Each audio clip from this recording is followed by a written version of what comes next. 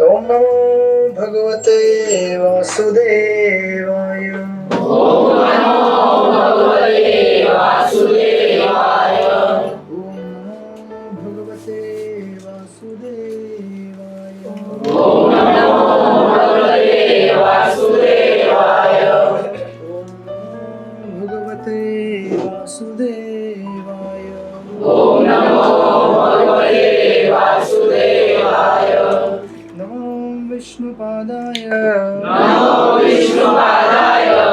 कृष्ण प्रेष्ठाय भूतले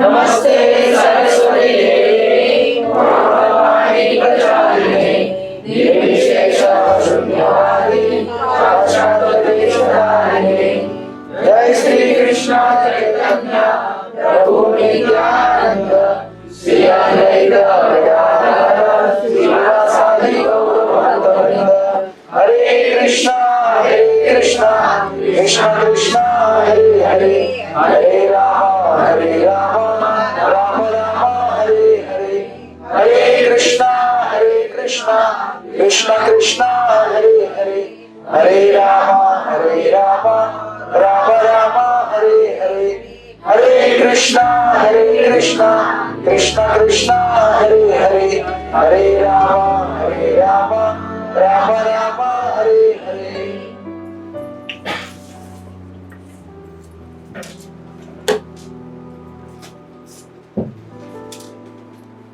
हरे कृष्णा। आप सब लोग का स्वागत है हमारे साप्ताहिक कार्यक्रम में।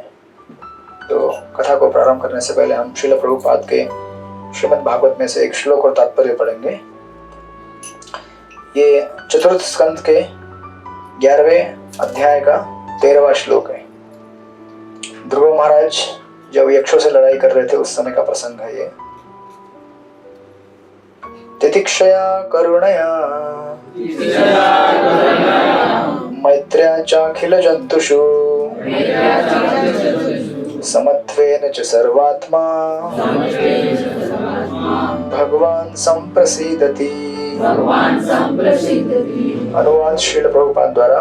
भगवान अपने भक्तों से तब अत्यधिक प्रसन्न होते हैं जब वे अन्य लोगों के साथ सहिष्णुता, दया, मैत्री तथा समता का बर्ताव करते हैं। तात्पर्य श्रील प्रभुपाद द्वारा। भक्ति की सिद्धि की द्वितीय अवस्था में विद्वान भक्त का कर्तव्य है कि वह इस श्लोक के अनुसार कार्य करे। भक्तिमय जीवन की 3 अवस्थाएं होती हैं। सबसे निचली अवस्था में भक्त का एकमात्र लगाव मंदिर के देव से होता है। वह अत्यंत भक्तिभाव से विधि पूर्वक भगवान की पूजा करता है। द्वितीय अवस्था में भक्त को भगवान से, अपने भक्त मित्रों से, निर्दोष व्यक्तियों से तथा ईर्ष्यालु पुरुषों से अपने संबंध का बोध हो जाता है।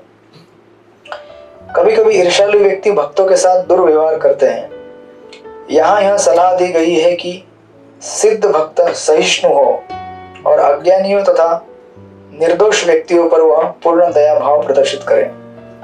उपदेशक भक्त को निर्दोष व्यक्तियों पर दया दिखानी पड़ती है क्योंकि उन्हें वह भक्ति तक ऊंचे उठा सकता है। प्रत्येक व्यक्ति स्वाभाविक स्थिति में ईश्वर का निरंतर दास है। अतः भक्त का कार्य है कि प्रत्येक व्यक्ति में कृष्ण चेतना जागृत करे। यह उसकी कृपा है। जहां तक समान भक्तों के साथ एक भक्त के व्यवहार का प्रश्न है, उसे उनके साथ मित्रता रखनी चाहिए। उसे प्रत्येक जीवात्मा को सामान्यतः परमेश्वर का अंश रूप देखना चाहिए।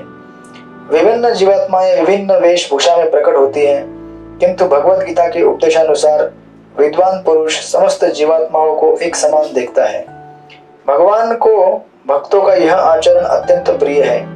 इसलिए कहा जाता है कि साधु पुरुष सदैव सहिष्णु और दयालु होता है। वह प्रत्येक जीव का मित्र होता है। वह किसी का भी शत्रु नहीं होता और वह शांत रहता है। यह है भक्त के कतिपय सद्गुण। हरे कृष्णा। श्रील प्रभुपाद की जय। तो श्रीमद् भागवत में यह प्रसंग है जहाँ पर ध्रुव महाराज वनवास से लौटने के बाद, भगवान विष्णु की भक्ति को प्राप्त करने के बाद उनके जीवन में फिर कई वर्ष राज्य करते हैं वो।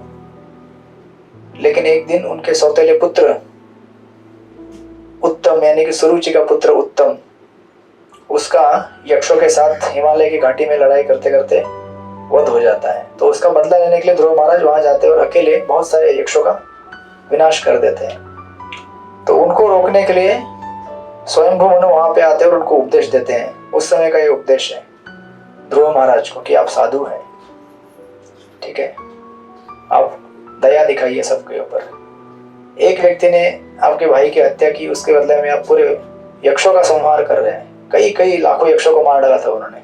भगवान के भक्त थे ना, शक्ति था बहुत, लेकिन कभी कभी शक्ति का दुरुपयोग भी हो सकता है, राइट। तो वही प्रसंग यहाँ पे चल रहा है। तो उनको समझा रहे हैं और याद दिला रहे हैं कि आपने बचपन में ही भगवान को प्राप्त किया था 5 वर्ष की उम्र में, तो आप उसे भूलिए मत, आप भगवान के भक्त हैं, ऐसा कह के उनको ये संदेश देते हैं। फिर ध्रुव महाराज वो लड़ाई छोड़ के बाद में अपनी राजधानी वापस लौट जाते हैं। फिर उसके कुछ ही 2-3 अध्याय बाद ध्रुव महाराज भगवत धाम जाने के लिए तैयार भी हो जाएंगे। तो ऐसा ही प्रसंग है। तो हम लोग संत तुकाराम महाराज की कथाओं का वर्णन कर रहे हैं, उसी से संबंधित ये श्लोक है, इसलिए मैंने ये श्लोक लिया आज। तो आप लोगों को याद रहेगा, तो हम पिछली बार संत तुकाराम महाराज की कथा में देख रहे थे कि संत तुकाराम महाराज अपना ग्रह त्याग कर देते हैं, राइट। वन में जाते हैं और पत्नी के साथ बैठ हाँ, के वो यस, पत्नी यस। को सलाह दे रहे थे। वहां से आने के बाद तो बाद में वो बहुत दिनों तक घर पे नहीं आते हैं। तो पत्नी पूछती है कि एक दिन उनकी मुलाकात होती है नदी में स्नान करके। तुकाराम महाराज अपने कार्यक्रम की तरफ बढ़ रहे होते हैं, है ना, पहाड़ की तरफ भजन करने के लिए। तो उनकी पत्नी रास्ते में मिल जाती है। तो फिर पूछती है कि घर पे आना है कि नहीं आना है, घर संसार चलाना है कि नहीं चलाना है।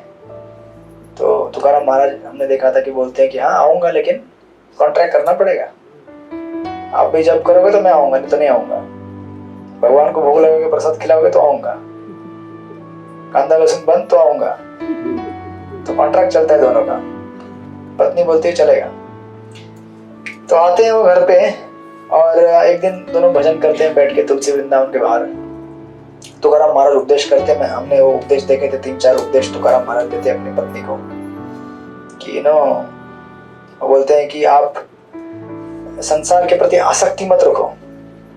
भगवान की कृपा से जो हमें मिलने वाला है या फिर जो मिल रहा है हमारे प्रारब्ध के हिसाब से, वही हमें मिलने वाला है। ज्यादा उछल कूद करके कुछ होगा नहीं। उल्टे उस समय में अगर भगवान का भजन करेंगे तो हमारा भविष्य सुनहरा होगा। ऐसा नहीं कि भौतिक जगत में बहुत कुछ मिलेगा, लेकिन आध्यात्मिक जगत उससे भी बहुत ज्यादा। जैसे ध्रुव महाराज गए थे मांगने के लिए, ब्रह्मा जी से बड़ा एक राज्य चाहिए मुझे। तो ब्रह्मा जी से बड़ा मतलब क्या, आखिर वैकुंठ ही हो गया ना वो। तो ब्रह्मा जी ने क्या बनाया, भौतिक सृष्टि का रचना किया है। उससे बड़ा मतलब और क्या हो सकता है। अभी डायरेक्ट आध्यात्मिक जगत हो गया, राइट। तो ऐसा बड़ा चीज उनको मिला जब उन्होंने मांगा। तो तुकाराम महाराज अपनी पत्नी को, हम देखते थे यहाँ पे ये उपदेश दे रहे थे अपनी पत्नी को बिठा के, बैठो आज का प्रवचन संडे का सुनो और झगड़ा मत करो, ना मुझसे ना किसी वैष्णव भक्तों से, ठीक है। ऐसा समझा रहे थे उनको और बोल रहे थे कि भक्ति को स्वीकार करो। तो हम देख रहे थे कि ये ऐसा इस तरह से प्रवचन सुनने के बाद क्या होता है, हमारे अंदर एक थोड़ा सा क्या बोलते हैं उसको, हलचल हो जाता है, क्रांति आता है, सनसनी फैल जाता है। तो ऐसा कई बार होता है कि भक्तों के संपर्क में आते हैं, महान महान भक्तों के, इंस्पायर हो जाते हैं इंस्टेंटली और भौतिक जगत छोड़ देते हैं और आध्यात्मिक में आ जाते हैं। लेकिन अगर उन्होंने सावधानी नहीं बरती असत संग त्यागने का, नरोत्तम दास ठाकुर अपने प्रार्थनाओं में कहते हैं, सत्संग छाड़ी कहनो असत्य विलास ते कारण लागू वर कर्मबंध फास। सत्संग को अगर हमने छोड़ दिया, अब कोई ना कोई संग तो करना ही है ना, या तो भक्तों का संग या फिर अभक्तों का संग। अब तो भक्तों का संग सत्संग, उनका संग अगर छोड़ दिया, हमारे सबसे पुराने मेंबर है माता जी भक्ति चंद्र क्लास यहाँ पे जब होता था 2018-19 में, तो माता जी आती थी नित्य नियम से। उनको एग्जाम नहीं देना था, कुछ नहीं देना था, लेकिन आती थी क्लास में। अभी भी आती है, रोज आती है ना, हर संडे को मंदिर में आती है। तो मुझे बहुत प्रेरणा मिलता है कि इतना उम्र होते हुए भी इतना गाड़ी में बैठ के आना यहाँ पे। मतलब हम लोग क्या है, अच्छे होते हुए भी घर से बाहर निकलने का कंटाला आता है नहीं। कुछ लोग तो यहाँ ऑफिस में रहते हैं हमारे, फिर भी आते नहीं यहाँ तक, इतना आलस रहता है। तो घर से वहां से इतना दूर आना मतलब बहुत बड़ी बात है। तो माता जी का धन्यवाद करेंगे 3 बार, हरि बोल हरि बोल हरि बोल। बाकी सब लोगों को भी धन्यवाद है, ऐसा नहीं कि आप लोगों का धन्यवाद नहीं, लेकिन उनका विशेष। तो इंस्टेंट रिनंसिएशन हमारे अंदर आ जाता है, वैराग्य। इसका फल ये होता है कि हम लोग भगवान से बहुत करीब जाते हैं। लेकिन असत्संग अगर हमने त्यागा नहीं तो प्रॉब्लम होता है। तो अभी इनकी पत्नी क्या करती है, इंस्टेंटली इंस्पायर होकर घर का सारा चीज डोनेट कर देती है, बर्तन, कपड़े, जो भी घर में था सब बांट देती है लोगों को। किसी भी साधु का संग करने का परिणाम यही होता है ना। आप डर गए, बोले कल से नहीं आना है मंदिर में, आना है तो केवल उधर ठाकुर जी के पास जाएंगे, प्रणाम करके निकल जाएंगे, नहीं तो ये लोग यार पूरा हमको सुदामा बना के छोड़ देंगे। लेकिन याद रखना, सुदामा को भी बहुत मिला था बाद में, भर भर के महल पूरा सोने का। हमको सुदामा ने फिर उसको एंजॉय नहीं किया, भगवान की सेवा में लगाया। तो इतना सब दान करने के बाद यहाँ तक कहा गया कि घर में जो राख रहती है ना चूल्हे में, वो भी उन्होंने लेके दान कर दिया कि किसी साधु फकीर लगाएंगे अपना, कुछ नागा बाबा लगाते हैं ना, बोले वो भी काम में आएगा उनको, सब कुछ दान कर दिया, संतुष्ट थी वो। तो उसी समय एक घटना होती है कि तुकाराम महाराज उस समय घर में एक, उनके आंगन में एक बूढ़ी औरत आती है, वृद्ध है ना, और वो बोलती है कोई कपड़ा मिलेगा क्या, कोई कपड़ा मिलेगा क्या पहनने के लिए, से मांगते मांगते आते। पूर्व जमाने में ऐसा कल्चर था, लोग मांगते थे तो मिल जाता था। आजकल तो कोई ऐसे मांगने जाएगा तो क्या होगा आपको मालूम है। किसी घर में हम लोग बुक बांटने जाते हैं तो हमको पहले वो स्कैन करते हैं पूरा, ऊपर से लेकर नीचे तक, ये कौन है, ये मनुष्य योनि में से नहीं दिख रहा है 84 लाख योनि में से बाहर से, हम बोलते हैं हाँ उसी में बाहर से, हम लोग इसके अंदर नहीं है। तो जब उनके घर में आती है तो मांगती है कपड़ा, तुकाराम महाराज देखते यहाँ वहाँ, अब घर का सब कुछ दान कर दिया तो फिर क्या है अभी बांटने के लिए, कुछ भी नहीं बचा है। लेकिन फिर भी उनके मन में एक ये आता है, क्योंकि साधु पुरुष के पास अगर कोई मांगने के लिए आया और उसको खाली हाथ लौटाया तो अच्छा नहीं लगता उनको। एक हमारे संस्कृति में कल्चर है, हमारे घर में जो भी आता है या फिर हमारे घर में कभी भी प्रसाद के डब्बे आते हैं, खाली नहीं बेचते हम लोग कभी, है ना, कुछ ना कुछ। कभी कभी दिवाली में ऐसा होता है कि उनके घर से आता है करंजी और वो चिवड़ा आता है, अब हमारे घर में भी वही बना होता है तो हम भी वही बना के भेज देते हैं, सेम आइटम। लेकिन भले सेम आइटम जाएगा, सेम करंजी सेम चकली, मतलब दूसरा हमने घर में बनाया हुआ, लेकिन प्रेम का आदान प्रदान होता है ना। तो सोचिए अगर एक ऑर्डिनरी व्यक्ति ऐसा सोच सकता है, सामान्य व्यक्ति, तो फिर भगवान के शुद्ध भक्त कितना इस संसार के बारे में सोचते हैं। तो तुकाराम महाराज सोचते हैं कि अरे ये अगर औरत खाली हाथ जाएगी मुझे अच्छा नहीं लग रहा है, इसको कुछ तो देना चाहिए, ऐसा नहीं हो सकता है, खाली हाथ नहीं जा सकती है। तो यहाँ वहाँ देखते तो कपड़े पे बाहर रस्सी में सुखाया हुआ कपड़ा रहता है उनकी पत्नी का, लास्ट का बचा हुआ, क्योंकि सब दान कर दिया ना। तो कपड़ा उठाते हैं और बोलते हैं ले फटाफट, कि इधर उधर ज्यादा देखना मत, फटाफट यहाँ से भाग जाना, और अगर कोई पूछे तो कुछ बोलना मत, ठीक है, जल्दी जल्दी जाए यहाँ से, कोई देखना नहीं चाहिए। वो अपना कपड़ा लेके चली जाती है। उसके बाद थोड़े समय के बाद उनकी पत्नी से कहीं से कुछ लेके आ रहे होते सामान, तो अभी किसी ने देखा नहीं, लेकिन छोटे बच्चों ने देखा होता है कि तुकाराम महाराज ने कुछ कपड़ा दे दिया। तो ये बच्चे उसको बताते हैं, किसको, उनकी पत्नी को, अरे आपके घर में जो एक कपड़ा था ना बाहर सुखाया हुआ, वो तुकाराम महाराज ने दान कर दिया। बस इतना। देखिए हमारे भौतिक जो इच्छाएं होती हैं और भौतिक जो वासनाएं होती है, उनको वापस ऊपर आने के लिए ज्यादा समय नहीं लगता है, केवल एक थोड़ा सा टच चाहिए होता है। इतना जैसे सुनती है, आइए कैलाश जी बैठिए, आइए, केवल मिठाई खिलाएंगे, कथा भी सुनेंगे, कथा भी मिठाई है नहीं, तो आप लोग उनको जब आएंगे ना उनको अंदर बिठाइएगा, तो केवल मिठाई देके भाग जाते हैं वो। भगवत कथा भी मिठाई है, नहीं नहीं है क्या, वो भी मिठाई है, वो भी मिलेगी आपको ये, लेकिन ये भी मिठाई है, ठीक है। तो जब ऐसे बच्चों से वो सुनती है कि ऐसा ऐसा हो गया है, बस उसका पुराना वापस रौद्र रूप वापस आ जाता है, पूरे सारे बातें याद आना चालू हो जाता है, ऐसा हुआ वैसा हुआ। और फिर पूरा सोचने लगती है कि तुकाराम ने मुझे बोला कि बैठ के भगवान का भजन करो, भगवान की कृपा से सब ठीक होगा, अच्छा होगा। लेकिन क्या अच्छा होगा, उल्टा मेरे घर का सब कुछ लूट गया, सारा सामान चला गया। जो डोनेशन दिया था अभी वो बोल रहे कि उसने ले लिया, खुद डोनेशन दिया सबको, है ना। तुकाराम महाराज से प्रेरणा लेके। कई बार ऐसा होता है ना, हम लोग भक्तों के संग में आते हैं और उनकी प्रेरणा से हम कुछ डोनेशन देते हैं, सेवा करते हैं, लेकिन बाद में कुछ झगड़ा हो जाएगा तो बोलते हैं फालतू में इतना सेवा किया, इतना पैसा बर्बाद हो गया मेरा, कुछ लाभ नहीं हुआ, क्योंकि हम लोग कुछ लाभ से वहां पे आए थे। तो तुकाराम महाराज इतना उन्होंने प्रीचिंग कर करके उसको समझाया था, लेकिन थोड़ा सा असत्संग, खेल खलास, पूरा एकदम उसका चेतना भौतिक विषयों से भर जाता है। और सोचते हैं कि तुकाराम ने इतना मुझे बोला, मैंने 2 घड़ी उस काला का चिंतन भी किया, है ना, 2 घड़ी भगवान का चिंतन किया, ये सोचकर कि मेरे घर में सब कुछ बहुत शुभ शुभ होगा, अच्छा है। हमारा शुभ कहेगा अपना आइडिया होता है, और भगवान के हिसाब से उनका एक आइडिया होता है शुभ क्या होना चाहिए। नहीं, हमारा आइडिया मतलब क्या होगा, जो बिल्डिंग का जितना है वो इतना हो जाएगा मेरा पोस्ट यहाँ पे तो वहां चला जाएगा, ये हमारा विचार है। लेकिन भगवान के हिसाब से भगवान का अपना विचार है कि हमारे लिए क्या जरूरी है और क्या जरूरी नहीं है। तो हम सोचते हैं कि भगवान की कृपा मतलब भर भर के मेरा झोली भरना चाहिए, मेरा पॉकेट भरना चाहिए, मेरा बिल्डिंग बढ़ना चाहिए, मेरा गाड़ी 1 का 2, 2 का 4, 5 होना चाहिए, ऐसा हमारा विचार होता है। लेकिन भगवान का अपना विचार होता है। भगवान जो हमारे लिए सही है, जो अच्छा, वही देते हैं। जैसे मैंने कई बार आपको उदाहरण दिया है कि दुकानदार और माँ में एक फर्क होता है। दुकानदार के पास जाके कुछ भी मांगो दे देगा वो, नहीं गया कोई दुकान में, डर होता है बोले मम्मी डैडी इधर ही बैठे डर रहे हैं, आज किधर गए हैं, 2 गोपाल गार्डन, अच्छा एक बार चला गया अकेला,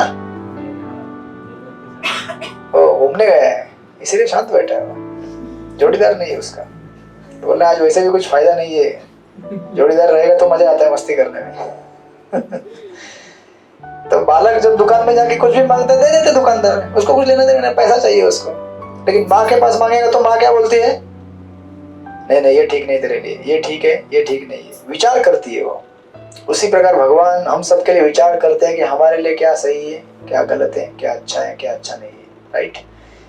लेकिन हमारा एक अपना विचार रहता है और हम लोग लाइफ में इसी तरह से जीवन काल तक, अनंत काल तक क्या करते हैं, भगवान से लड़ाई करते रहते हैं। मैंने ये मांगा था, आपने ये नहीं दिया। भगवान बोलते हैं मैंने दिया था, तूने ठीक से समझा नहीं कि तुझे क्या चाहिए था। ये लड़ाई चलती रहती है निरंतर भगवान के और हमारे बीच में। और भगवान अनंत काल तक हमें समझाने का प्रयास करते हैं। हम भी बोलते हैं कि हम भी कम है थोड़ी, हम भी अनंत काल तक नहीं समझेंगे आपका, हम भी लड़ाई करते रहेंगे आपसे। इस प्रकार दोनों में स्पर्धा चलती रहती है लड़ाई की। तो उसको इतना गुस्सा आता है उनकी पत्नी को, वो सोचती है कि अभी क्या करना है मुझे, जाकर वो जो विठोबा बैठा है ना मंदिर में कालिया, उसको ये पत्थर लेके, अब ये पत्थर से उसका पैर चकनाचूर कर दूंगी। सब बड़ा पत्थर उठाती है हाथ में और निकलती है मंदिर की तरफ, विठल रुक्मिणी मंदिर की तरफ, देहू गांव में। बड़ा प्रॉब्लम हो गया। अभी ठाकुर जी बैठे हैं ऑल्टर में, बाजू में रुक्मिणी मैया है। जब देखती है तुकाराम महाराज को पत्थर लेके आ रहे हैं, बड़ा डर जाते हैं, सोचते हैं कि अरे बाप रे अभी ये मुझे छोड़ेगी नहीं आज, और अगर इसने मुझे पत्थर से मारा तो मेरा क्या हो जाएगा। जैसे पिछली बार चप्पल लेके आई थी, इस बार पत्थर लेके आ गई, तो मेरा अपकीर्ति हो जाएगा, अभी इसको कौन रोकेगा। तो भगवान रुक्मिणी को बोलते हैं अभी क्या करूं मैं। तो जब मंदिर के प्रांगण तक आ जाती है, गर्भगृह के पास में, तो रुक्मिणी बोलती क्या कर रही है, तू पागल हो गई क्या। भगवान के विग्रह बोलते हैं इतना प्रेम से, हमें लगता है कि भगवान बोलते नहीं। रुक्मिणी मैया बोलती है ना उनकी पत्नी को, आवली को, क्या कर रही है तू, होश में तो, ठिकाने में तो है। तो बोलती है ना कि तेरा पति, उसने मेरे पति को पागल बना दिया है, उसकी वजह से मेरा संसार लूट गया, पूरा अपना जो टेप चालू हो जाता है, मेरा संसार बर्बाद कर दिया, मेरा ये हो गया, मेरा वो हो गया, है ना। तुकाराम ने मुझे बोला भजन करो तो मैंने भजन किया, लेकिन भजन करने से भोजन नहीं आया, भोजन चला गया, घर में जो था कपड़ा गया, घर का राख भी मैंने दे दिया, मेरे घर में कुछ भी नहीं बचा। तेरे पति ने मेरे पति को पूरा कंगाल करके छोड़ दिया है, पूरा बैंकरप्ट कर दिया। इस तरह से जब वो उनकी पत्नी इस तरह से व्यंग करती है, तो रुक्मिणी मैया बोलती है इतना क्यों चिंता करती है, तुझे कुछ चीज चाहिए ना, ठीक है। तो रुक्मिणी देवी क्या करती है, थोड़ा सा सोने का जो मोहर रहता है ना, वो टाइम में सोने का मोहर चलता था, करेंसी, सबके आंखें ऐसे हो गई, सोने का मोहर, क्या बात है। थोड़ा सोने का मोहर निकाल के उनको दे देती है, और नया कपड़ा देती, बोलती ये ले, ये नया कपड़ा है, नया साड़ी, ये पहन ले, ये सोने का है ना मोहर है, ये ले ले, जा घर पे। वो देखते, उसको क्या है, वो देखते खुश हो जाती है, उसको तो वही चाहिए था। बोलते वाह हाँ ठीक है ठीक है, अपना उठा लेती है, निकलती है घर के लिए। घर में जाती है तो तुकाराम महाराज को पता चलता है कि इतना सब पैसा और ये सब मिल गया। तो उनकी पत्नी को ना समझते हुए क्या करते तुकाराम महाराज, जितना भी पैसा आया था सब ब्राह्मणों को दान कर देते हैं।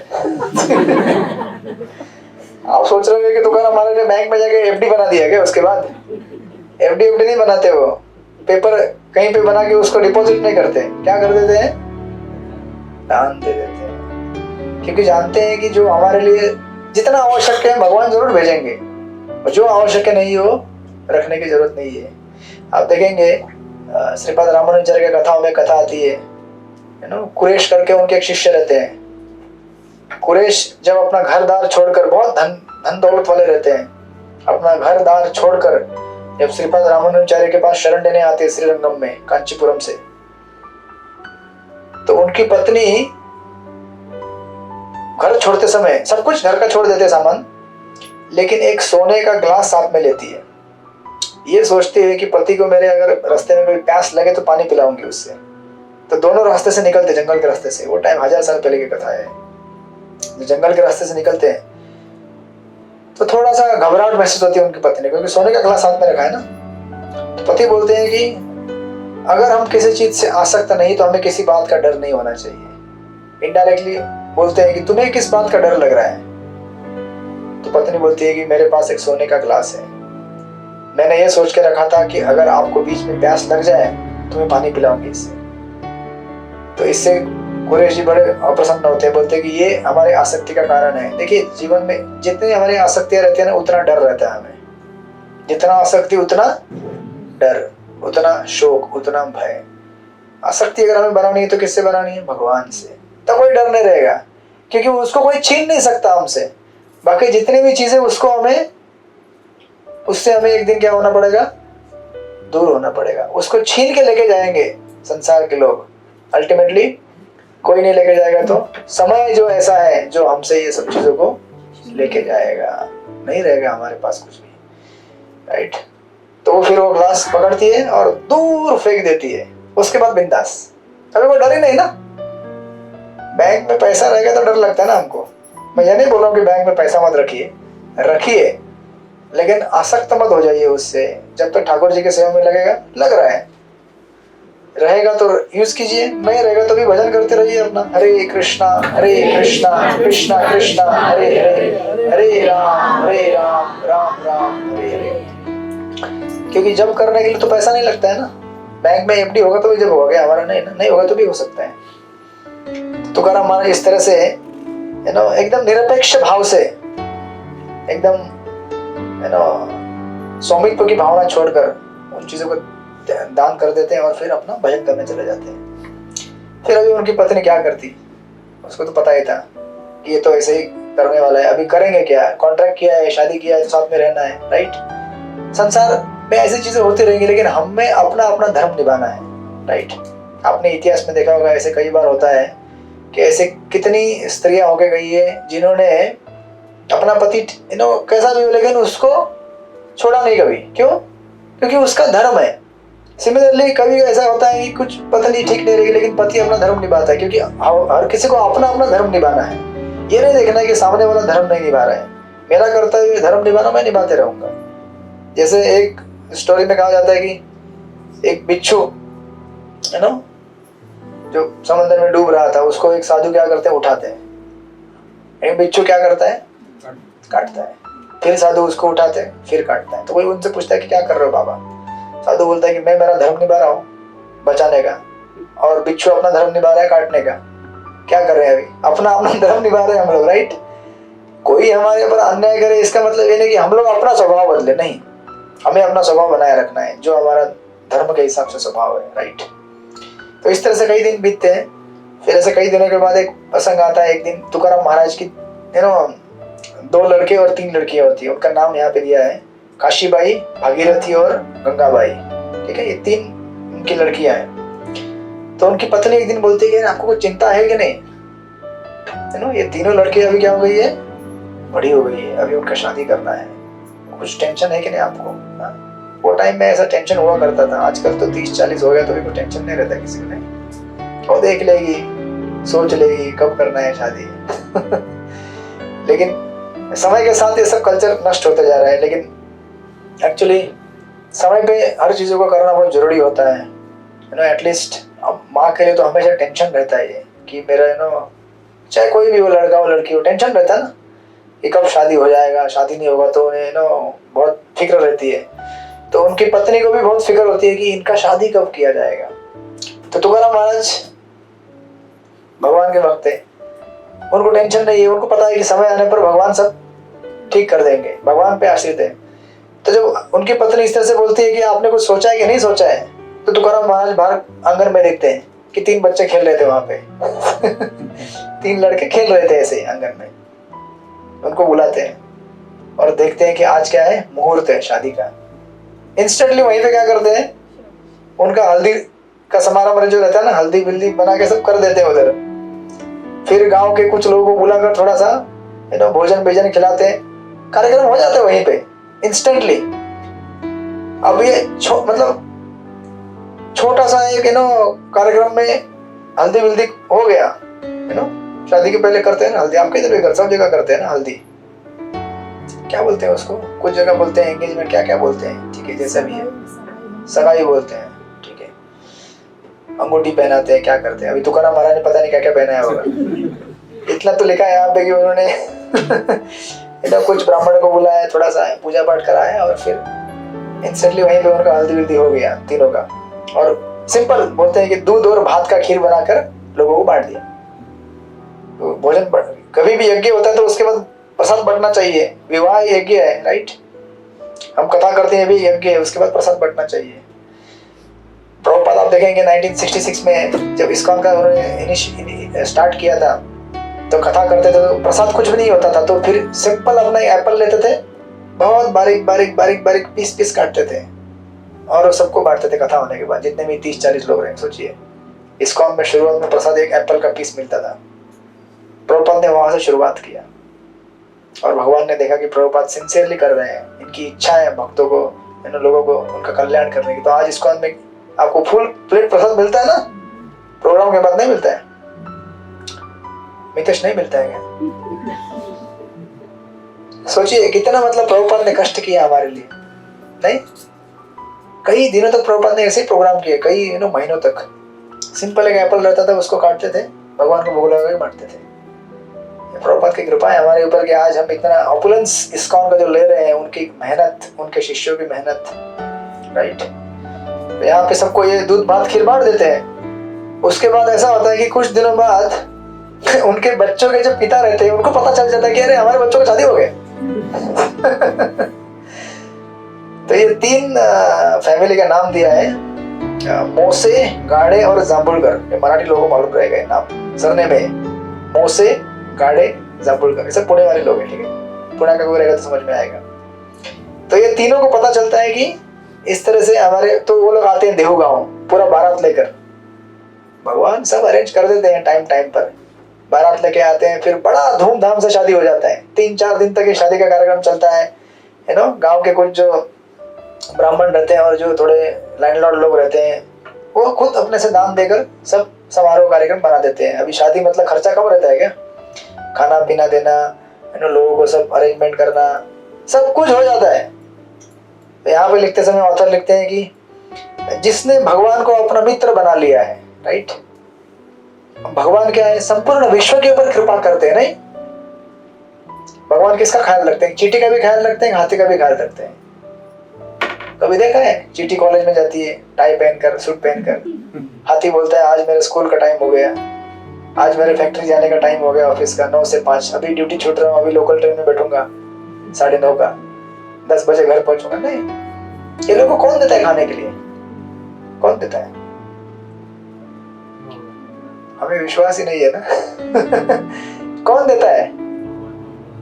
खा रहे हैं ना वो लोग, जी रहे हैं ना, उनका भी घर है, बच्चे हैं, उनका भी मोटरसाइकिल रहता है, उनका भी 1 BHK फ्लैट रहता है, वो भी कपड़े पहनते हैं, सब कुछ करते हैं वो लोग। लेकिन इंसान ही ऐसा एक जाति है, उसको लगता है कि मैं काम नहीं करूंगा तो कुछ मिलेगा नहीं। तो डेफिनेटली काम करना चाहिए हमें, लेकिन इतना भी नहीं कि हम लोग उसमें पागल की तरह, है ना, वो जो मैंने चूहे का बताया था ना आपको लास्ट टाइम आपको याद रहेगा चूहे का। प्रमुत्त उच्च ऋतिकित चिंतया प्रवृत्त लोभम विशेषु लालसम तमो प्रमत्त सहसा भी पद्यते। प्रमत्त हो जाते हैं हम लोग, पागल हो जाते हैं। एक छोटे मोबाइल से काम चल सकता है तो नहीं, दूसरा भी चाहिए, है ना। एक घर से काम हो सकता है 1 BHK 2 BHK जो भी है 1 hour के, नहीं उससे और बड़ा चाहिए। क्यों चाहिए भैया? बस नहीं, थोड़ा मजा आता है बड़ा रहेगा तो। जीवन का जो हमारा समय है बहुत ही मूल्यवान है, दुर्लभ है मनुष्य जीवन। वो समय हमें बहुत ही सोच सोच कर इस्तेमाल करना चाहिए। भगवान के सेवा में, भजन में जो हम समय नहीं बिताते वो समय एक्चुअली बर्बाद है, राइट। तो मैं ये नहीं बोल रहा हूँ कि आप नौकरी मत कीजिए, सब कुछ कीजिए, जितना आवश्यक है सब कुछ कीजिए, डू द नीडफुल। प्रभुपाद ने कभी ऐसा नहीं कहा। प्रभुपाद ने हमेशा कहा है जीवस्य तत्व जिज्ञासा कामस्य निंद्रिय प्रीति लाभो जीवित यावत। जितना हमारे लिए जरूरी है इंद्रिय तृप्ति उतना कीजिए। ऐसा नहीं कि कल से फिर आप लोग रोड में बैठ के, है ना, भीख मांग के खाए, नहीं ऐसा नहीं बोल रहा हूँ मैं। लेकिन जरूरत से ज्यादा नहीं, जरूरत से थोड़ा भी ज्यादा हम लेने का प्रयास करते हैं तो हमारा जीवन क्या हो जाता है?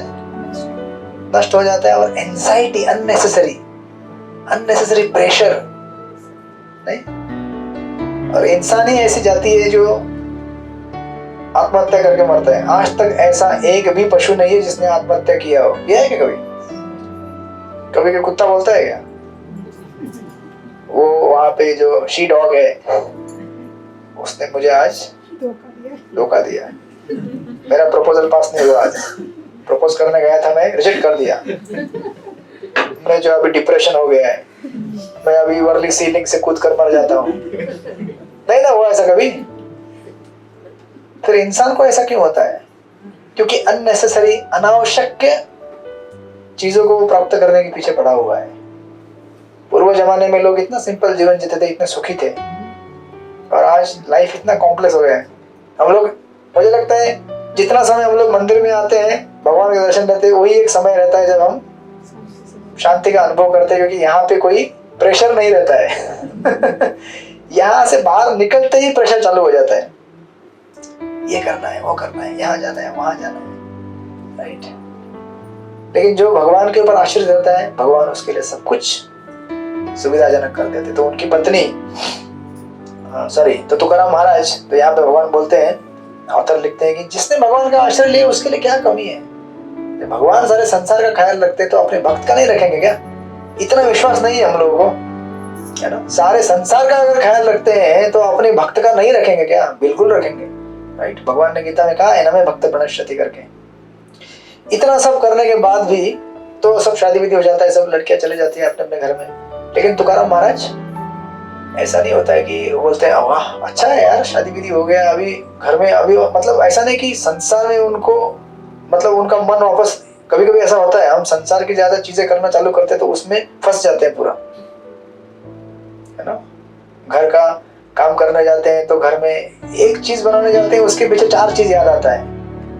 पेंटिंग करना है, फिर ये लगाना है, फिर वो लगाना है, जो आवश्यक वो भी याद आ जाता है। पूरा घर भर जाएगा आसक्तियों से हमारे, नहीं। आप कभी अगर घर में ढूंढ के देखेंगे, खोल खाल के, ऐसी चीजें मिलेंगी जिसमें से 30-40% जो आपने पिछले 10 साल में कभी यूज भी नहीं की होगी चीजें। करना है मार्क लिविंग घर का आपके, ऐसा चीज निकलेगा जो 10 साल में कभी यूज नहीं किया, लेकिन फिर भी उसको नहीं कभी तो काम में आएगा। अरे कब आएगा यार? 10 साल काम में नहीं आया तो कभी आने वाला है क्या अभी? लेकिन उसके साथ अटैचमेंट रहता है, छोड़ ही नहीं पाते उसको, राइट। तो तुकाराम महाराज ऐसा सब कुछ होने के बाद भी उसमें फंसते नहीं है, अपना काम करते हुए करते हैं, फिर भगवत भजन चालू करते हैं। हरे कृष्णा कृष्णा कृष्णा हरे हरे, हरे राम राम राम। तो संसार में रहने का ये तरीका है, अपने कर्तव्य करते रहो, लेकिन उसमें आसक्त मत हो जाओ अनावश्यक। अपना कर्तव्य पूरा करना ही है हमको, कर्तव्य से मुकर नहीं सकते। हमारा जिम्मेदारी, कोई पति रहेगा, कोई पत्नी रहेगा, बच्चे रहेंगे, हर किसी का अपना अपना जिम्मेदारी है, लेकिन उसमें अनावश्यक अपना चित्त फंसाना नहीं है। भगवान की तरफ लाना है उसको। तो ऐसे कई दिन बीत जाते हैं।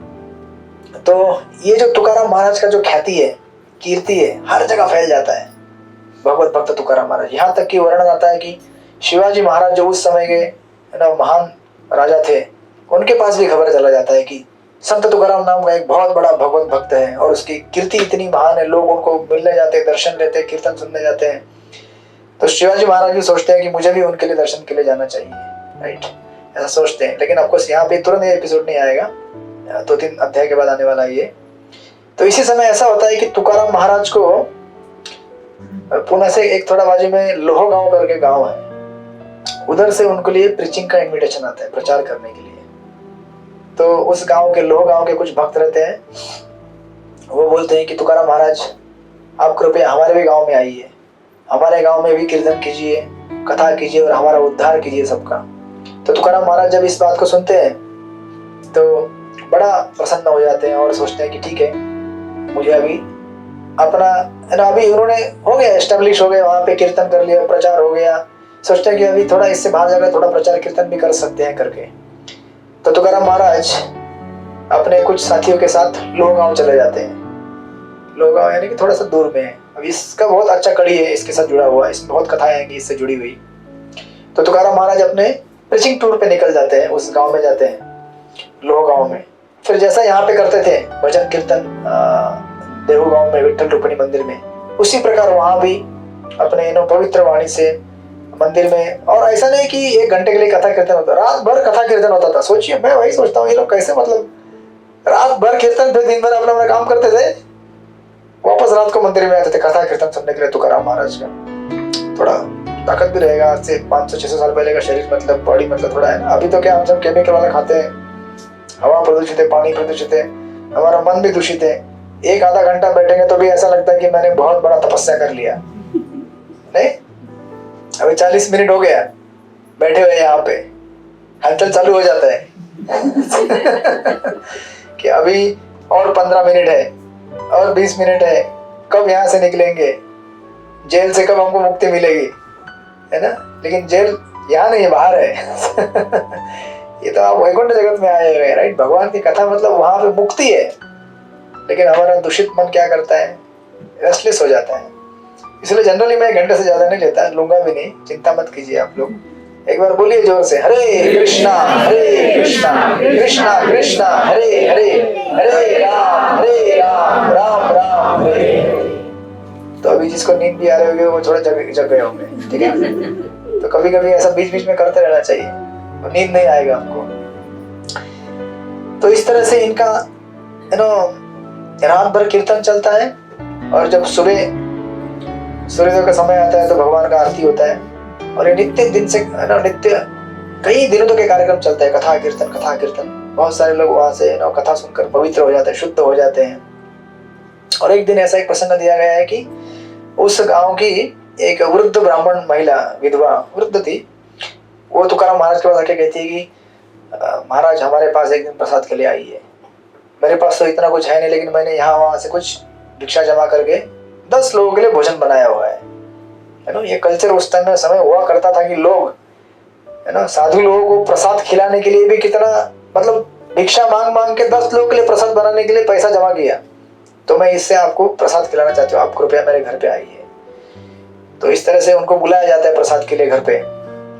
तो उनकी जो वृद्ध महिला है वो क्या करती है, घर में साफ सफाई करके पूरा उस दिन प्रसाद बनाती है एकदम बढ़िया। लेकिन एक प्रॉब्लम रहता है, उस समय बारिश का सीजन चल रहा होता है और उनका जो घर रहता है, उस घर मतलब ऐसा ही एक छोटा मोटा झोपड़ा रहता है, एक बड़े दीवार के बाजू में बनाया हुआ। तो बरसात के समय में क्या होता है, जब गीला होता है दीवार तो कभी कभी गिरने का चांस रहता है। तो उस दिन ऐसा होता है कि उन्होंने सब तैयारी करके रखा है, लेकिन उनको डर रहता है कि दीवार गिरने वाला है, अभी गिरेगा दीवार। तो तुकाराम महाराज जब आते हैं प्रसाद के लिए, तो वो महिला आके बोलती है कि मुझे बहुत डर लग रहा है, आपके लिए मैंने सब अरेंजमेंट करके रखा है, लेकिन ये दीवार कभी भी गिर सकता है, मुझे बहुत इसका डर है। तो तुकाराम महाराज बोलते हैं कि कोई चिंता ना करो, है ना, चलो हम आपके इधर प्रसाद लेंगे। तो ये सबको बुला, है ना, सब लोग अंदर जाते हैं प्रसाद के लिए। सब लोग अंदर जाके प्रसाद लेते हैं, बैठते हैं, सबका प्रसाद हो गया। फिर तुकाराम महाराज बोलते हैं ठीक है अभी आप प्रसाद लो फटाफट, तो उनको प्रसाद देने के लिए बोलते हैं। फिर बोलते हैं सारे जितने भी गेस्ट थे उनके साथ बोलते हैं कि चलो अभी आप क्या करो, आपका जितना भी सारा घर का सामान है पूरा सामान घर के बाहर निकालो। सब घर का सामान बाहर निकालते हैं, तो महिला भी बाहर आती है, सब लोग बाहर आते हैं, फिर दीवार गिर जाता है। हरे कृष्णा हो गया। देखिए ऐसा मत सोचिए कि भगवान के भक्तों के अंदर सिद्धियां नहीं रहती है। भगवान जो है ना योगेश्वर है, सारे शक्तियों के मालिक हैं, एक से एक जादू कर सकते हैं, तो भगवान के भक्तों के पास नहीं हो सकता है क्या? सब सिद्धि होती है, लेकिन भगवान के भक्त अनावश्यक के उसको प्रकट नहीं करते फालतू में दिखाने के लिए कि देखो मेरे पास ये पावर है, मेरे पास वो है, ये वो है, क्योंकि उनको इस दुनिया से कुछ लेना देना नहीं है। अपनी शक्ति का प्रदर्शन करके प्रसिद्धि प्राप्त नहीं करना है, उन्हें तो भगवत भजन करना है। और प्रसिद्धि कभी कभी भगवत भजन में बाधा होती है बहुत बड़ी। तो एक ऐसा प्रसंग का यहाँ पर वर्णन किया गया है। फिर तुकाराम महाराज उस गांव में, जो गांव के जो लोग रहते हैं उनसे रिक्वेस्ट करते हैं कि आप प्लीज इनके लिए घर बना दो, इस ब्राह्मणी के लिए। तो गांव के सब लोग मिलकर उसके लिए घर भी बना के देते हैं। जहां भगवान के भक्त उतर जाते हैं वहां पे शुभ ही शुभ रहता है, वहां अशुभ कभी हो नहीं सकता किसी का भी, किसी भी स्तर से। इस प्रकार तुकाराम महाराज का ख्याति कई कई जगह तक फैल जाता है, दूर दूर तक, है ना। इतना भगवत भजन किया उन्होंने, प्रचार किया, बीच बीच में ऐसे कुछ सिद्धियों की चीजें, वो तेल का भी देखा था ना लास्ट टाइम, तेल याद है आप लोग? नहीं याद है? तुकाराम महाराज जिस बर्तन से तेल लेकर, तेल खत्म ही नहीं होता था कई दिनों तक, है ना। तो अभी हर किसी के लिए हर प्रकार का आकर्षण रहता है। जो शुद्ध भक्त थे उनका भजन से प्रसन्न हो जाते थे, जो भौतिकवादी थे वो जादू देखते थे, अरे जादू भी करता है ये, क्या बात है। तो हर तरह से प्रसिद्ध हो गए थे वो, हर एंगल से प्रसिद्ध हो गए थे। लेकिन तुकाराम महाराज क्या करते हैं, तुरंत उस गांव को छोड़ के वापस देव आ जाते हैं। वो जानते हैं कि जितना प्रसिद्धि मिलेगा उतना खतरा है यहाँ पे, जितना ज्यादा प्रसिद्धि उतना, जितना ज्यादा फेमस होंगे उतना भगवत भजन में बाधा आएगी, इससे मेरा मन विचलित हो सकता है, राइट। और कहते हैं कि जिस प्रकार है ना शुक्ल पक्ष में चंद्र का है ना जो प्रकाश बढ़ते बढ़ते जाता है ना, उसी प्रकार तुकाराम महाराज का ख्याति प्रसिद्धि बढ़ते बढ़ते बढ़ते बढ़ते दिन ब दिन बढ़ते बढ़ते जा रहा था। तो जो वैष्णव थे, जो शुद्ध भाव के व्यक्ति थे, उनको ये सब देख के बड़ा प्रसन्नता आता था कि तुकाराम महाराज प्रसिद्ध हो रहे हैं। लेकिन जिन लोगों के मन में चोर रहता है ना, मराठी में वो म्हण है, चोराच्या मनात चांदणे, मालूम है आपको? जो चोर रहता है ना उसको हमेशा डर रहता है। फुल लाइट में भी आगे तभी डर रहता है ना, अंधकार में तभी भी डर रहता है उसको, क्योंकि मन में पाप है तो हमें डर लगना चाहिए, हमेशा डर लग रहता ही है। तो कहते हैं कि चोरों के हृदय में बहुत भयंकर डर लगता था, कांप जाते थे वो कि अरे तुकाराम प्रसिद्ध हो रहा है, तुकाराम प्रसिद्ध हो रहा है। और कहते हैं कि जनरली जो शीतलता रहती है चंद्रमा से आती है, नहीं, लेकिन कभी कभी चंद्रमा हॉट लगने लगता है, गर्म। जिसका भाव अगर ठीक नहीं है उसको अच्छी जगह भी बुरी लगने लगती है, अच्छे लोग भी यू नो डर जाते हैं उन लोगों से वो। तो इस प्रकार यहाँ पे कहा जा रहा है कि जो लोग निंदक थे, दुर्भाग्य थे, द्वेषी थे, उन लोगों को तुकाराम महाराज के प्रसिद्धि सुनकर गुस्सा आता था कि अरे हमको क्यों नहीं मिल रहा है ये चीज। लोगों को ऐसा लगता है ना कि अरे उसको मिला हमको भी मिलना चाहिए, उसको प्रसिद्धि मिला हमको, तुमको क्यों मिलना चाहिए भैया, तुम कुछ किया है क्या। लेकिन लोगों को बिना किसी मेहनत के पाने का आदत है। और इससे भी भयंकर केस तो ये होता है जो सेम लेवल पे कार्य करते हैं लेकिन एक को प्रसिद्धि मिलती है एक को नहीं मिलती है, तो ये सोचता है कि अरे यार इसका ना कुछ तो होना चाहिए। जैसे हमारे पड़ोसी के पास अगर गाड़ी आ जाए, अच्छा गाड़ी, सामने वाला बोलता है कि इसका गाड़ी पंक्चर हो जाना चाहिए यार, बहुत गाड़ी घुमा रहा है आजकल। भाई ये ईर्ष्या है हमारे अंदर, ये हमारे अंदर एक दुर्गुण है। दूसरों का तरक्की देखकर हमें खुशी नहीं होती है, बल्कि हमें खुशी होनी चाहिए, क्योंकि भगवान की कृपा से जो भी मिलता है वो हमें मान्य कर लेना चाहिए। ठीक है, भगवान ने उसको दिया है, उसको जरूरत है, मुझे नहीं दिया है, मुझे शायद जरूरत नहीं है, अभी मुझे जरूरत होती तो भगवान देते, राइट। तो इस तरह से यहाँ पे एक उदाहरण देते हैं कि यू नो ऐसे जो लोग रहते हैं जिनको अपने ज्ञान का ज्यादा गर्व रहता है, जिनको अपने उम्र का ज्यादा गर्व रहता है कि मैं एकदम उम्र में बड़ा हूँ, मैं ज्ञान में बड़ा हूँ, जिनको अपने अधिकार, पैसा, प्रतिष्ठा इसका गर्व रहता है, ऐसे लोगों को कभी भी दूसरे की तरक्की देखकर खुशी नहीं होती है, क्योंकि वो सोचते हैं कि मेरे पास क्यों नहीं है, राइट। और उनको ऐसे संतो जो संत रहते हैं, अगर आपने देखा होगा कभी ऐसे लोग कभी प्रवचन में आते ही नहीं, वो लोग जो दुष्ट रहते हैं, कपटी रहते हैं, कामी रहते हैं, जिनको इस संसार के प्रति भयानक आसक्ति है, ऐसे लोग कभी भी आपको सत्संग में देखेंगे नहीं, क्योंकि उनको इन गुणों का विकास करना ही नहीं होता है, निस्वार्थ भाव। जैसे जिसको काविल होता है, जॉन्डिस, उसको शुगर केन भी क्या लगता है, कड़वा लगता है बेचारे को। हालांकि मीठा है, हरी कथा मीठी है, लेकिन जिसको भगवत भक्तों का संग नहीं मिला है उसके लिए हरी कथा मतलब जहर लगता है। अरे यार, ये सब ये हरे कृष्णा वाले सब बैठ के टाल ठोकते रहते हैं, पीटते रहते हैं, क्या करते हैं लोग। अरे संडे का टाइम है, मजा करो चौपाटी में, सिनेमा थिएटर में जाओ, मूवी देखो, यहाँ पे ये मूवी लगाए, वहां पे एंजॉय करो लाइफ। नहीं, क्या करे, इंडिया हार गया तो अभी उदास है सब लोगों का मन। अगर इंडिया जीत गया होता तो अभी कथा में मजा मन लगता है ना। क्या करे, लेकिन भगवान की इच्छा है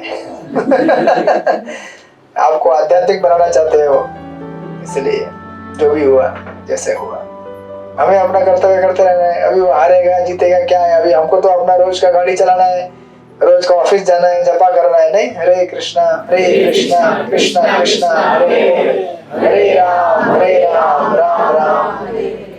तो वैसे भी जीत जाता तो हमको तो कोई अवार्ड मिलने वाला है नहीं, हमारा बोनस मिलने वाला नहीं, हमारा ठीक है, खुशी की बात है, जीता तो जीता, हारा तो हारा, क्या करेंगे अभी।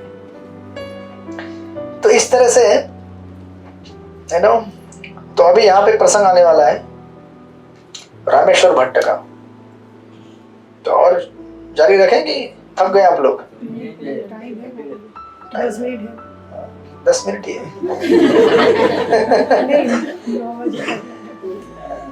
ठीक है ठीक है, टाइमलाइन दे दी, डेडलाइन आ गया। नहीं चलेगा, क्या करें, अभी समय को रिस्पेक्ट करना सीखना चाहिए ना। तो यहाँ पे एक ऐसे व्यक्ति थे जो वाघोली करके जगह है, उनका नाम था रामेश्वर भट्ट। इनका बहुत बड़ा प्रसंग आएगा अभी इसमें, और तुकाराम महाराज के जीवन का सबसे कठिन से कठिन प्रसंग है ये। एक बार हमारी संपत्ति छीन ली जाए चलेगा, एक बार हमको कुछ बीमारी आ जाए चलेगा, एक बार हमें कुछ चोट लगे चलेगा, लेकिन अगर हमारी भक्ति के ऊपर आँच आती है या फिर हमारे हृदय के ऊपर ठेस पहुंचती है तो सबसे बड़ा वो परीक्षा रहता है हमारे जीवन का। संसार में सबसे नाजुक जो हमारे शरीर का पार्ट है वो क्या है? मैंने पहले भी बोला था आपको, हार्ट। और एक बार वो टूट गया, देख रहे हैं अभी टाइम है बेटा तेरे को नहीं समझेगा तुमको। एक बार अगर टूट गया तो उसको जोड़ना बहुत कठिन रहता है, बहुत परिश्रम लगेगा, बहुत कष्ट होगा।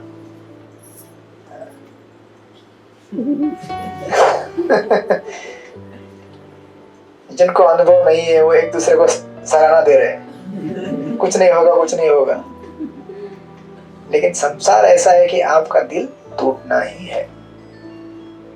क्योंकि अगर दिल यहाँ नहीं टूटेगा तो फिर आप कभी सोचेंगे नहीं कि फिर दिल जोड़ने वाला कोई है क्या। ठाकुर जी हमारे पुराने जमाने के, उनको कुछ फर्क नहीं पड़ता है, इसलिए बुरा एकदम वानप्रस्थ में अभी वो। तो रामेश्वर भट्ट, इनका ये प्रसंग जब आएगा तो तुकाराम महाराज के ऊपर बहुत ही कठिन परीक्षा आएगी, ऐसी परीक्षा जो आज तक मतलब हम में से कोई भी अगर इसमें से थोड़ा भी अगर टेस्ट के थ्रू जाएगा तो भैया नहीं पास हो पाएगा, फेल, टोटल फेल। हम तो थोड़ा सा कुछ अगर एक दिन प्रसाद में कुछ एक आइटम कम मिला तो फिर वो एक हफ्ता याद रखते हैं। एक रसगुल्ला कम मिला था, ठीक है, याद रखूंगा, एक रसगुल्ला। वो डिवोटी ने मुझे एक महागालन मांगा था, एक कभी होता है ऐसे, लोग आते हैं हमको फूल दे दो, हमको ये दे दो, एक दिन एक चीज नहीं मिला, हमेशा मिलता आ रहा है, एक दिन नहीं मिला तो उसका गुस्सा महीनों महीनों तक बना रहेगा। देखिए अभी ये कितना भयंकर परीक्षा आएगा इनके ऊपर। तो एक्चुअली ये रामेश्वर भट्ट करके वाघोली में रहने वाले बहुत बड़े ब्राह्मण थे, विद्वान थे, शास्त्रों में पारंगत, और उनका इस तरह से अध्ययन पढ़ाई सब कुछ देखते हुए वहाँ का जो लोकल गवर्नमेंट था उस समय का, उन्होंने उनको एक जैसा रहता ना कि कोर्ट में ये हमारा पुरोहित है करके, राजमंत्री है करके, ऐसा एक पदवी दे दिया था उनको। हो रहा है टाइम हो रहा है और 5 मिनट है, डेडलाइन के पहले आप लोग घंटी बजा रहे हैं। हो जाएगा, ठीक है ना। तो यस, रामेश्वर भट्ट, तो उनको राजमान्य पदवी दिया गया था, मंत्री थे। लेकिन जब उनको तुकाराम महाराज का प्रतिष्ठा जब पता चलता है, दूर दूर तक तुकाराम महाराज का प्रतिष्ठा फैला हुआ है, राइट। तो अब देखिए ये प्रॉब्लम हमारे समाज में होता है कभी कभी, और खास करके अगर हमसे कोई सीनियर रहेगा तो हम उसको हमेशा नमस्कार करते हैं, नहीं सीनियर है वो, जूनियर रहेगा तो फिर उससे ईर्ष्या करने का सवाल ही नहीं, उसको आशीर्वाद देते रहते हैं क्योंकि छोटा है वो। प्रॉब्लम किसमें होता है? इक्वल, बराबरी के जो लोग एक साथ आते हैं, कई सालों तक सेवा करते हैं, फिर एक को लगता है कि अरे ये इतना ऊपर चला गया, ऐसा कैसे हो सकता है, मैं भी ऊपर उड़ूंगा। तो खुद से उड़ सकता है क्या? मशीन है कोई? नहीं, उसने अपना कर्म किया है वो अपना आगे बढ़ेगा, जिसने नहीं किया है नहीं बढ़ेगा आगे। तो इनको बहुत गुस्सा आता है रामेश्वर भट्ट को ये सुनकर कि तुकाराम इतना प्रसिद्ध, वो शूद्र जाति का है, शूद्र जाति में जन्म लिया है उसने, मैं ब्राह्मण जाति का हूँ, मैं वेदों में पारंगत हूँ, पढ़ा लिखा हूँ, और मेरा कहीं नाम नहीं, मेरे को कोई पूछता नहीं, मुझे लोग बुलाते नहीं प्रीचिंग के लिए यहाँ वहाँ, मुझे कोई सलाम नहीं करता है, दंडवत नहीं लगाता है, ऐसा कैसे हो सकता है? ऐसा नहीं हो सकता। फिर इनको इतनी ईर्ष्या होती है कि ये क्या करते हैं, ये कहते हैं कि यू नो, अब इनके पास भी क्या है, अभी गलती ढूंढना है ना अभी इनको। तो कभी भी याद रखिए कि भगवान के भक्तों के खिलाफ हम लोग कभी भी किसी भी कारण से थोड़ा भी अगर हम उनको उंगली दिखाते हैं तो उसके परिणाम बहुत गंभीर हमें लेने पड़ते हैं। इसलिए देखिए प्रभुपाद ने हमें हमेशा कई बार कहा है कि एक्चुअली भगवान के भक्तों के बीच में सब अभी ये वेदों में पारंगत हो कि भगवान के भक्त है एक तरह से, है ना। उनको इतना समझ में आना चाहिए था कि भगवान की कृपा से जिसको जो मिला है मिला है। प्रभुपाद कहा करते थे कि हमारी संस्था को बाहर से कोई कुछ नहीं कर सकता, लेकिन अंदर से ही प्रॉब्लम हो सकता है। कई बार क्या होता है कि कोई भी मिशन जो चलता है, एक संस्था चलती है, वो आपसी कोऑपरेशन ठीक से ना होने की वजह से खराब हो जाता है मिशन। वहीं पे भक्ति सिद्धांत ठाकुर जी ने जब इस दुनिया से चले गए, वो पीछे क्या छोड़ा? गौड़ीय मठ छोड़ा। 64 गौड़ीय मठ बनाए थे उन्होंने, 64। और उन्होंने अपने शिष्य को बोल के गए थे कि आप आपस में रह के ठीक से प्रेम से इस मिशन को आगे लेके चलना। लेकिन जैसे सरस्वती ठाकुर चले गए तो सब लोगों ने क्या सोचना चालू किया, अरे वो कमरा मेरा है, वो रूम मेरा है, ये मंदिर का प्रॉपर्टी मेरा है, मैं मठाधीश बनूंगा, मैं ये बनूंगा, मैं बस हो गया। गुरुजी कहीं दूर रह गए, सब लोग गुरुजी बनना चालू कर दिया, तभी कैसे होगा? आपसी मतभेद होने लगा। इस प्रकार सारा मिशन हरि बोल, केवल छोटे छोटे चीजों के वास्ते कि मुझे ये चाहिए, मुझे ये क्यों नहीं मिला, मुझे वो क्यों नहीं मिला। कोऑपरेशन ना होने की, देखिए घर एक हम लोग छोटे छोटे यूनिट में भी देख सकते हैं, घर में भी अगर कोऑपरेशन नहीं रहेगा तो क्या होता है, ठीक से नहीं चल पाता है गाड़ी, है ना। घर का पहिया जो है, गाड़ी का जो है, लुढ़क इधर कभी उधर कभी, इनबैलेंस हो जाता है। तो कोऑपरेशन बहुत जरूरी चीज होती है। हमारे वैदिक इतिहास में हमने देखा है कि कोऑपरेशन ना होने की वजह से हमारे कितने बार जो वैदिक सनातन संस्कृति के ऊपर आघात हुआ है। हमारे ही अपने कुछ लोग हैं जो हमारे खिलाफ उतर जाते हैं। नहीं, अब ये भी ब्राह्मण थे, ये भी, अब वो समय कौन सा समय मालूम है? 16वीं शताब्दी का समय, मतलब हमारे ऊपर मुगलों का आक्रमण हो रहा था। इनको सोचना चाहिए था कि अरे, रामेश्वर भट्ट को सोचना चाहिए था कि हमारे लिए ज्यादा जरूरी है कि हम लोग अभी एकता बनाकर साथ में कार्य करते रहे। हमारे ऊपर किसी का परकीय आक्रमण हो रहा है तो ये तो आपस में ही लड़ने लगे।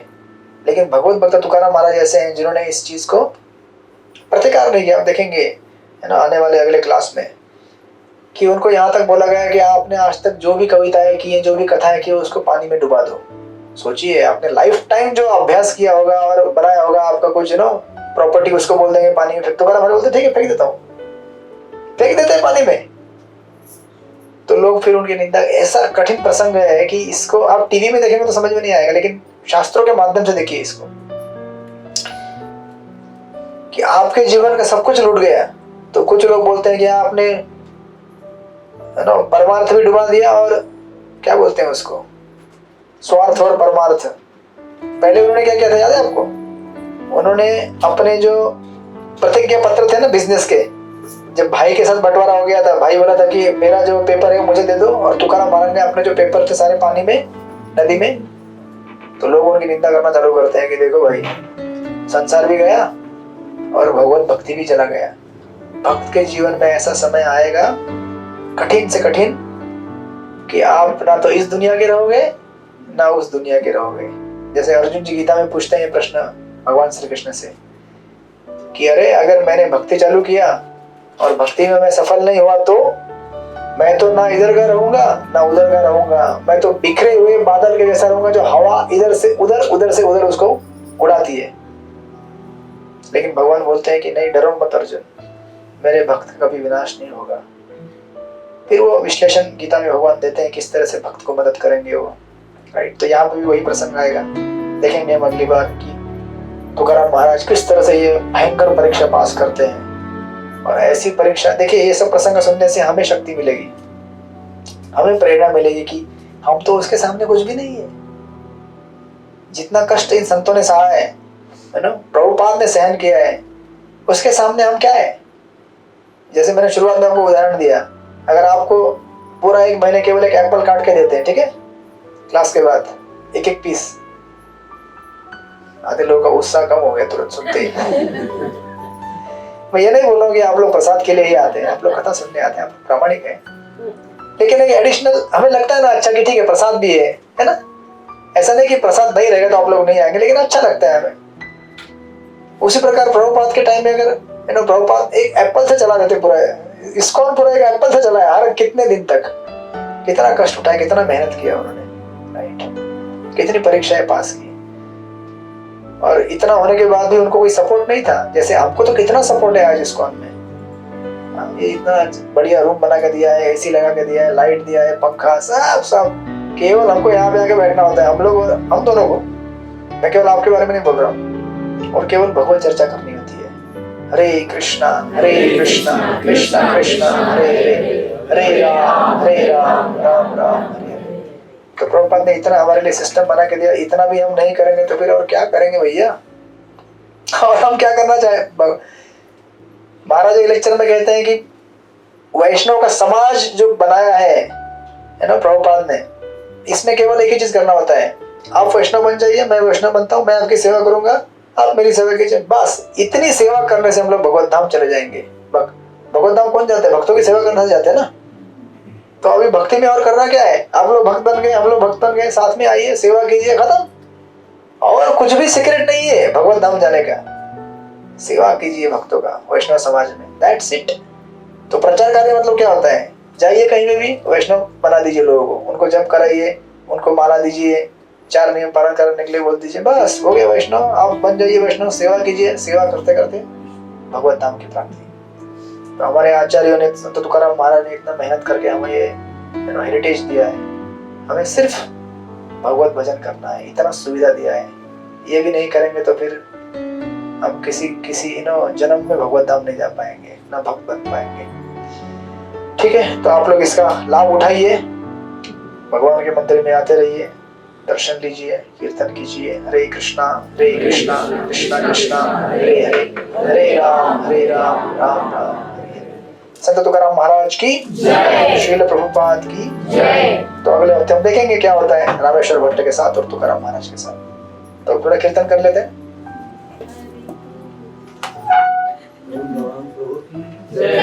खत्म नहीं हुआ है, बैठिए, इनको पकड़ के रखना, ठीक है ना।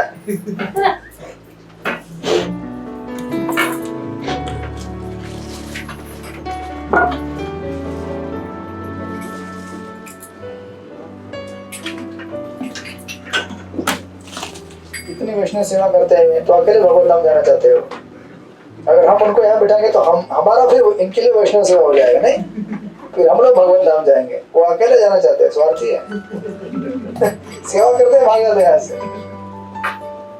हम लोग अकेले नहीं जाने देंगे आपको, आपको बिठाएंगे, सेवा करेंगे, हम लोग भी साथ में जाएंगे।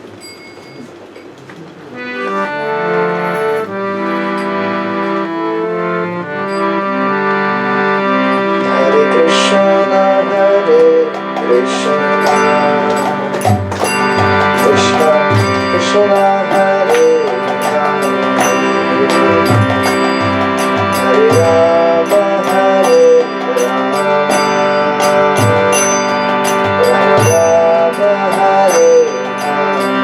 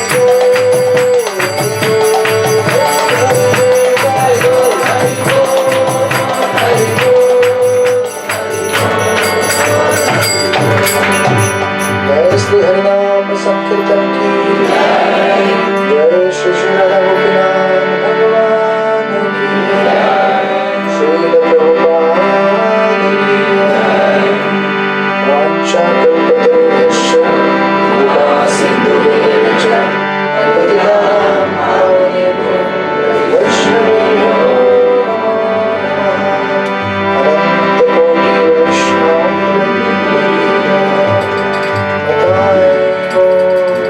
अनन्तकोटि महाप्रसाद की जय। नमो ब्राह्मणे वैष्णवे स्वल्पपुण्यवतं राजन् विश्वासो नैव जायते शरीरा विद्याजात् नरेन्द्रियातानि काल जीवे पहले विषय सागरे तारमते जीवाति लोगो माया सुदुर्मति ताकेता कठिन संसारे कृष्ण बला दयामय गरीबारे जीवदाय सुप्रसादन अधीरो बाय से नाम पाओ से राधा कृष्ण गुण गाओ प्रेम